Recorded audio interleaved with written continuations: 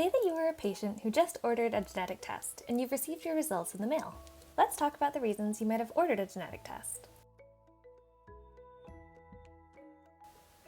Maybe you're a patient who has to take multiple medications. Multiple medications can have compounding effects on your body, and maybe your doctor is concerned about the safety of the different medications in combination with your genetics.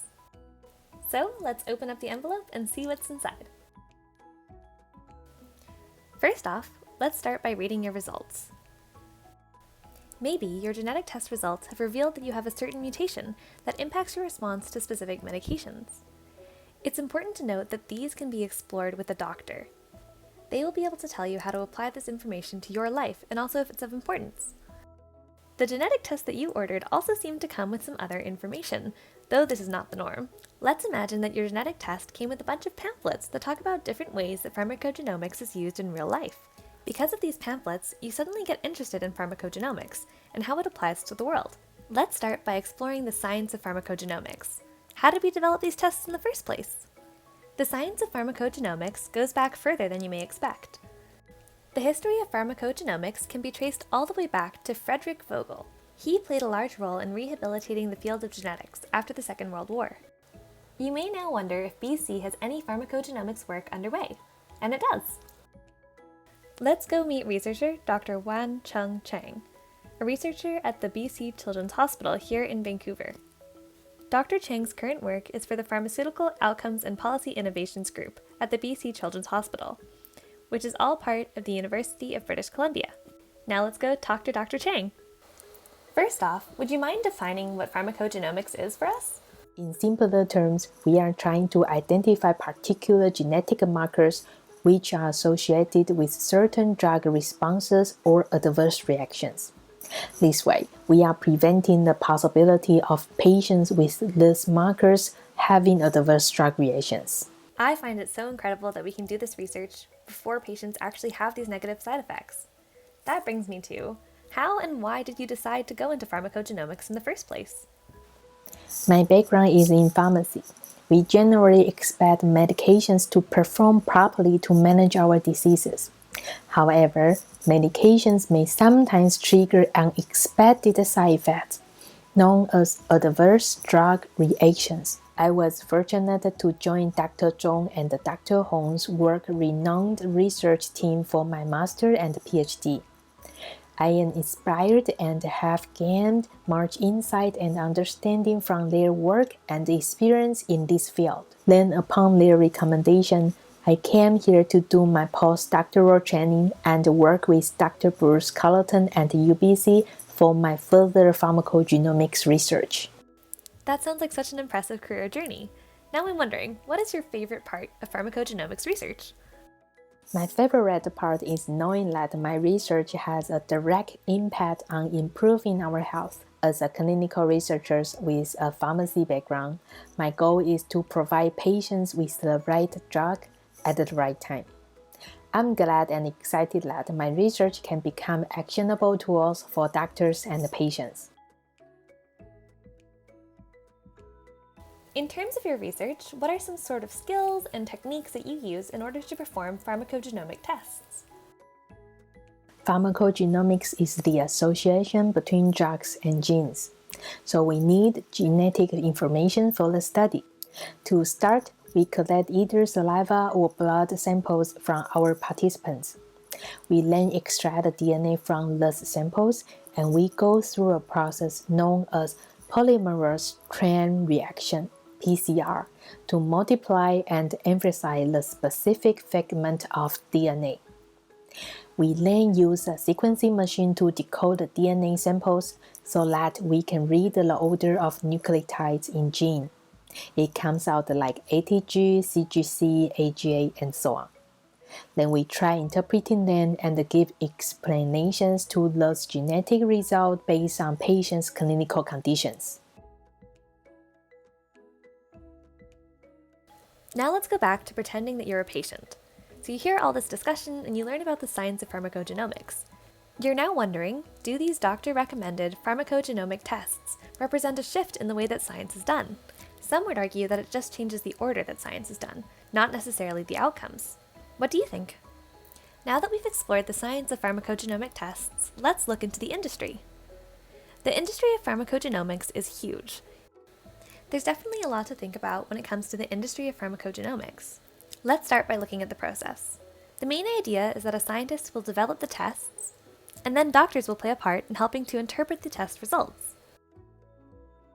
This, of course, is a cycle, because the doctor's interpretations of the results helps influence how the scientists make them. Then we have the industry, which looks to make consumer tests that the doctors can then help interpret for patients. So as part of the industry of pharmacogenomic testing, you might recognize the swab-at-home tests. However, you may not have thought of the broader implications of doing tests like these. Let's have a think for a second. Say that we're part of a company that wants to make consumer tests. Some things that we might have to consider include the safety of the tests for patients. We will also have to look at the evidence-based nature of the test results. Can we trust what we're saying?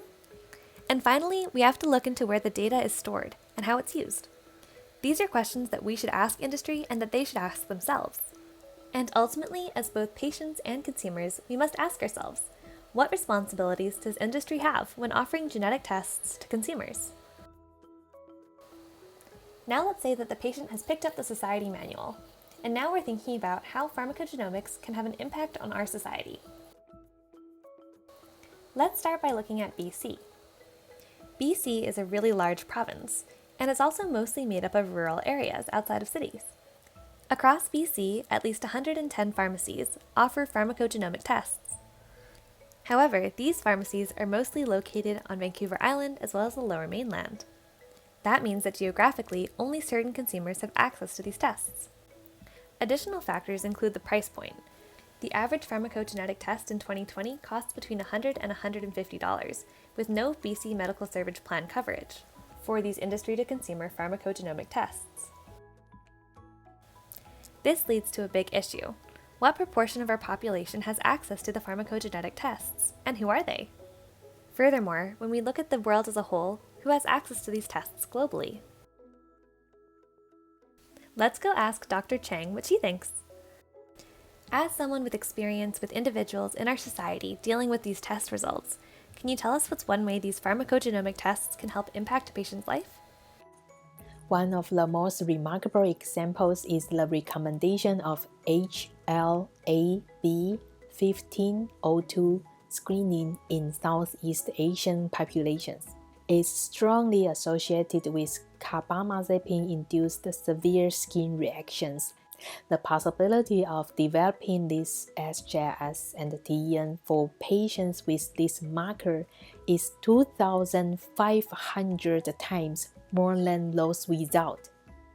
They further translate this drug-gene association into clinical practice. The population of consumers reaching for pharmacogenomic tests can sometimes be very wide. Can you speak specifically to the patients with adverse drug reactions and their experiences with pharmacogenomic tests? Adverse drug reaction is something you will never want to experience in your life. A majority of our patients suffer from different degrees of skin reactions. Some of them are what we know as Stevens-Johnson syndrome, SJS, or a more severely variant, toxic epidermal necrosis, TEN. Even though these reactions are not common, both are life-threatening skin conditions. Our patients describe it as a nightmare that burned them from inside out, altered their appearances, and turned their life upside down. Many patients and their families are afraid of taking any medications afterwards because they are afraid that it might happen again. Now that we have some more context on the impact of pharmacogenomic tests on both individuals and our society as a whole, you as a patient who is fortunate enough to have access to these tests ponder the question, what are the ethics of having pharmacogenomic tests that are only accessible to some members of our population? Finally, you look over to the government manual and look into the government influence in pharmacogenomics. Let's look into what are some policies that BC has with regards to who has access to pharmacogenomic tests. With the large range of access that we explored in the society section, there's a lot of rules that we must have in order to ensure that it's fair and safe. We are really fortunate to have Dr. Chang back again to answer this final question. Would you mind telling us what are some government policies in BC that you've experienced in the field of pharmacogenomics? Currently, I'm working with Dr. Bruce Cullerton and the Canadian Pharmacogenomics Network for drug safety on pharmacogenomics discovery and clinical implementation.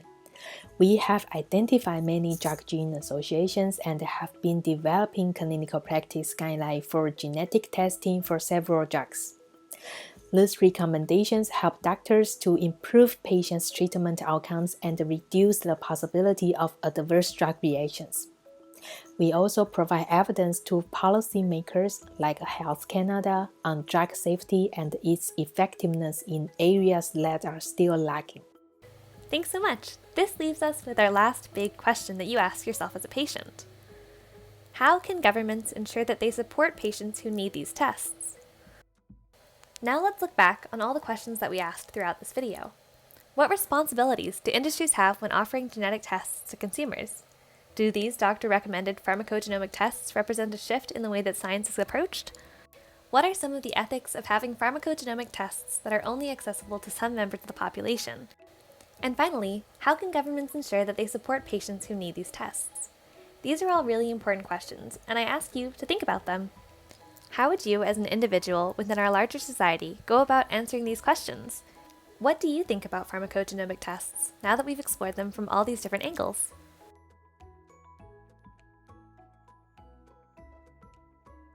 For more information and lessons on genetics, be sure to check out Genome BC's Gene School.